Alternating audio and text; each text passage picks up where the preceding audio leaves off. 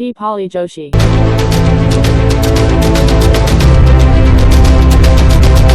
Hello friends, welcome to channel. જય શ્રી કૃષ્ણ. કેમ છો બધા? મજામાં?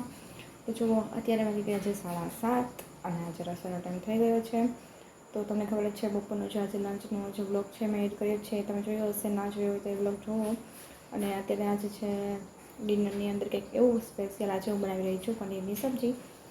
એટલે પનીર મસાલા બનાવી રહી છું અને એની રેસીપી પણ મારી જે ચેનલ છે એમાં અવેલેબલ છે, તો એ પણ તમે જોજો. ત્યારે તમારે બનાવો તો ઘરે એકદમ આસાનીથી બની જાય છે અને એકદમ સરસ બને છે. એવું ટેસ્ટી શાક તમને ક્યાંય પણ રેસ્ટોરન્ટમાં કે ક્યાંય પણ નહીં મળે.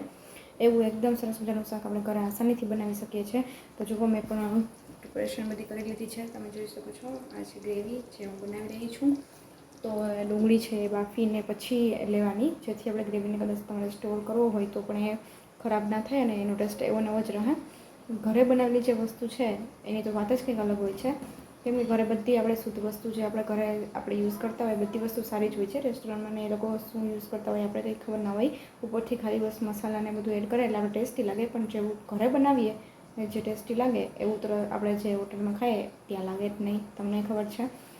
તો આ અવનવી જે રેસીપીઓ છે એ તમારે જોવી હોય તો મારી ચેનલની અંદર તમને મળશે અને ડેઇલી બ્લોગની અંદર પણ આવું કંઈક નવું નવું તમને જાણવા મળશે. તો એ માટે તમે મારી જે યુટ્યુબ ચેનલ છે એને સબસ્ક્રાઈબ કરજો, જેથી તમને જે પણ કંઈ બ્લોગ કે જે પણ વિડીયો અપલોડ થાય એનું નોટિફિકેશન તમને મળે. તો આજે હું પનીરની જે સબ્જી બનાવી રહી છું, જે પનીર મસાલા એની રેસીપી છે જ, તો એ પણ તમે જોજો. અને ઘરે પનીર બટર મસાલા જે બજારમાં જે પેલા પેકેટ મળે છે એના વગર તમે એકદમ સુંદર મજાનો બેસ્ટ જે પનીરના શાકની અંદર તમે લાવી શકો છો, એ પણ ઘરના જ મસાલાથી. અને એકદમ ટેસ્ટી શાક બને છે. જે દૂધની મલાઈ હોય છે એ આપણે એમાં એડ કરીએ, પછી આપણે ચીઝ તમને જો ભાવતું હોય તો તમે એડ કરી શકો, ડ્રાયફ્રૂટ છે એ તમે એડ કરી શકો. બધી ઘરની વસ્તુ એડ કરીને જે શાક બનાવવામાં આવે એનો ટેસ્ટ જ કંઈક અલગ હોય છે. અને અમારા ઘરમાં તો બધાનું ફેવરેટ છે આ શાક, જે અમારે વીકની અંદર એકવાર તો હોય જ. એ અને એગ ઢોસા, એ બંને વસ્તુ એવી છે કે જે અમે ઘરે બનાવી અને ઘરે જ બનાવેલી ખાઈએ છીએ.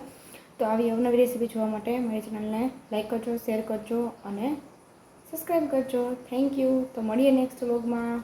બાય.